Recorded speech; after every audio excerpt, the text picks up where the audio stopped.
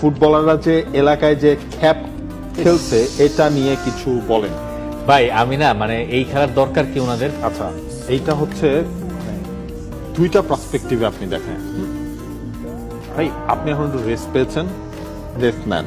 লম্বা একটা সিজন গেছে, যেসব প্লেয়ারদের বাইরে খেলার ছবি আমরা দেখছি তারা কিন্তু আলটিমেটলি আপনার এই যে নেক্সট মান্থ থেকে তাদের ক্যাম্প শুরু হয়ে যাচ্ছে। কারণ বসুন্ধরা কিংস এবং আবাহনী লিমিটেড তারা হচ্ছে 12 তারিখ ম্যাচ, জুলাইয়ের সেকেন্ড সপ্তাহ থেকেই সেকেন্ড উইক থেকেই তাদের ক্যাম্প শুরু করে দিতে হবে। এই অল্প কিছু অনেক অনেক রিকোয়েস্ট থাকে যেগুলো হচ্ছে তাদের ভাষ্যমতে তারা নাকি অ্যাভয়েড করতে পারেন না।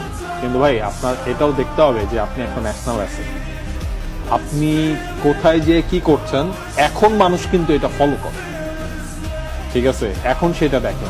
অনেক সময় দেখা যায় কি যে ইউনিভার্সিটির যখন আপনার খেলা থাকে তখন অনেক ফুটবলারকে তাদের ক্লাবের কাছে যে রিকোয়েস্ট করতে হয়, মানে এটা কিন্তু তখন তার দোটানায় পড়ে। এই খ্যাপের হিসেবটা আপনি যদি আলাদা করে রাখেন, এটা তো তারা হচ্ছে এলাকার স্বার্থে সম্পর্ক রক্ষার তাগিদে তারা এটা করছে। সেম ধরেন আপনি একটা ইউনিভার্সিটির স্টুডেন্ট, আপনি খুব স্বাভাবিক ওই ইউনিভার্সিটিতে আপনি রেগুলার ক্লাস করতে পারেন না, যেহেতু আপনি একজন প্রফেশনাল প্লেয়ার। সেই ইউনিভার্সিটি থেকে আপনাকে সেই সুযোগটা দেওয়া হয়। যখন ইউনিভার্সিটির খেলা হয় তখন ওই প্লেয়ারটার কি অবস্থা হয়? একদিক দিয়ে ইউনিভার্সিটি প্রেশার দেয়, তুমি তোমার ক্লাবকে বলো খেলানোর জন্য, ক্লাব আবার চিন্তা করে ক্লাস করো না।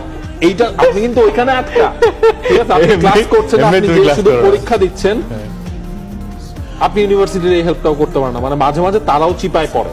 কিন্তু আমি বলবো হচ্ছে কি, মানে এই খ্যাপ খেলাটা মনে হয় বাদ দেওয়াটা মনে হয় না বাদ দিতে হবে এখন। মানে ধরেন 1 বছর আগেও বাংলাদেশের ফুটবলের যে অবস্থান ছিল, এখন তো সেখান থেকে অনেক পরিবর্তন হয়েছে। আপনি এখন হামজা চৌধুরীর সাথে আপনার প্রোফাইলে হামজা চৌধুরীর সাথে ছবিতে ভরা, তাই না? তো আপনি হামজা চৌধুরীকে এই দৃশ্য কেন দেখাবেন যে আপনি ছুটি পাইছেন, যে কাদা মাঠের মধ্যে আপনি পেনাল্টি কিক মারতেছেন? দরকার নেই তো আপনার। হ্যাঁ, এবং দ্বিতীয়টা যেটা বললেন যে এই আবদারটা অনেক সময় ধরেন ওই প্লেয়ার ওই এলাকায় বড় হয়েছেন, ওই এলাকার লোকজনের অবদান আছে না, তাকে একটা ফুটবলার বানায় ন্যাশনাল টিমে কিছু না কিছু অবদান থাকেই এলাকার লোকের।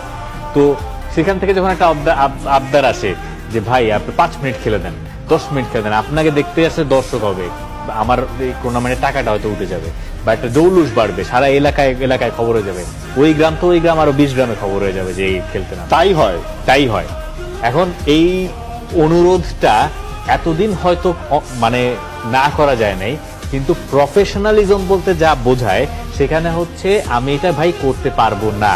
এটার কারণে অন্যজন যদি বিরাগ ভাজন হন, তাকে ম্যানেজ করবেন যে আপনি আপনার কথা দিয়ে, এটাও আপনার ম্যানেজমেন্টেরই একটা অংশ। আপনি পরিস্থিতি কিভাবে ম্যানেজ করতেছেন এবং এইগুলো যদি আপনি হ্যান্ডেল করা না শিখেন এখনই,